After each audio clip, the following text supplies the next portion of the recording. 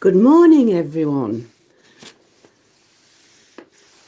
We have seen such beautiful pictures of rainbows appearing throughout the land, messages of hope for our present, our future, and that of the world. It is such a delight to see children of all ages demonstrating their God-given artistic talents. And a very special thank you to the 8 adults and the 9 children who have contributed towards the artwork for today's service. Are you hopeful for the future? Do you see the glass half full or half empty? In other words, are you an optimist or a pessimist? The late journalist David Frost once interviewed Archbishop Desmond Tutu, addressing him with the words, "I always think of you as an optimist." To which the Archbishop replied, "I'm not an optimist. I'm a prisoner of hope." Are we prisoners of hope, or are we fearful for the future? Noah, his family and the animals were in lockdown in the ark for approximately a year. We too may be under some restrictions for perhaps a year, maybe longer. Their world, as they knew it, was under a cloud. Noah and his family must have been fearful for their future. But eventually, the clouds parted, light and sunshine returned, and life resumed.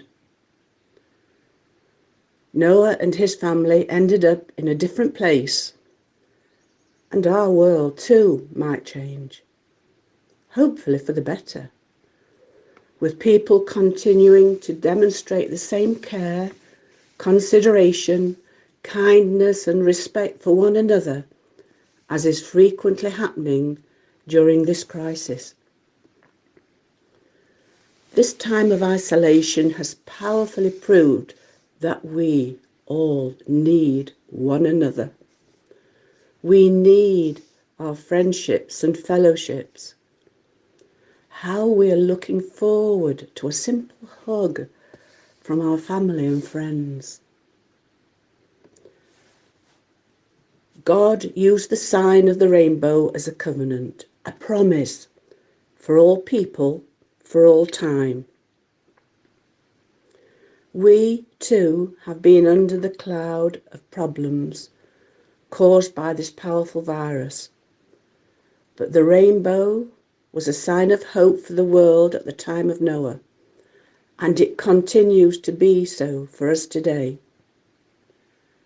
God assures us that we will never be overwhelmed as the people were in the time of Noah.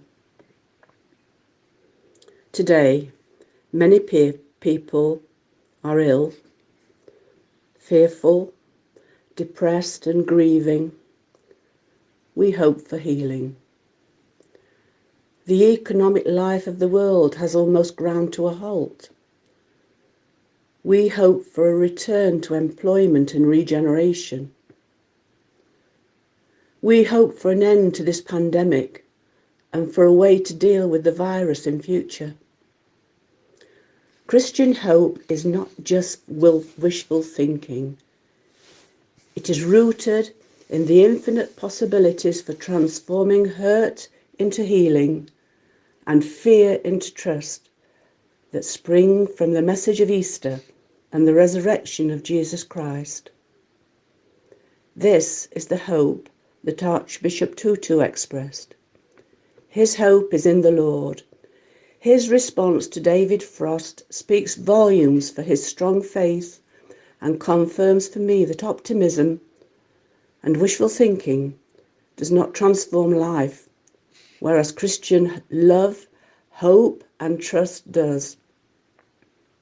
Some might say rainbows are good to look at, but ask, but where is God in all this? Where can we find God in this hurting world? I suspect that Jesus may answer, "If you look, you will find me in the hospital wards, in the care homes, and in the refugee camps amidst the pain, anxiety and suffering. You will find me amongst the unemployed, the isolated.